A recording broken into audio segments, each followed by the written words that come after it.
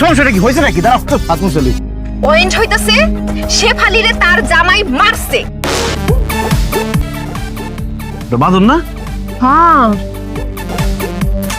তো বাদন দিয়ে হাসি খুশি এদিকে আইতাছে। হাসি খুশি তো থাকবো, মন খারাপ থাকবো? সাইজা গুজা সুন্দর করে মিষ্টি নিয়ে আমাদের বাড়ির দিকে আইতাছে। সব সময় দেখো সাংসুন নাহার বেশি বুঝে।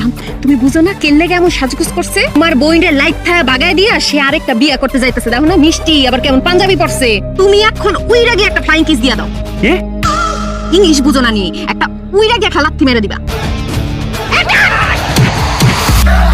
মরে গেল নাকি? এ বাদন, আরে মরছিনি বন্ধরছে। আমার বইনরে তো কম মারছ না, এখন বন্ধ আর দুইটা দাও না কে?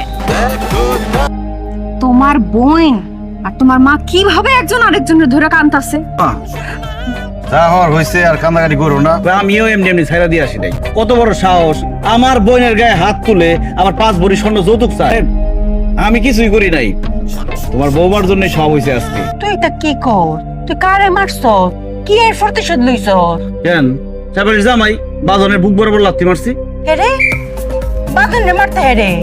আমি বুঝাই তোরে কইতাছি, আমরা শেফালির তো 5 বছর ধরে বাচ্চা কাচ্চা কিছু তাও না। হ্যাঁ, দিন পরে আমরা শেফালি মা হইব।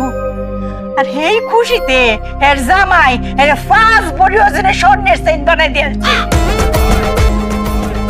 কি করে দি?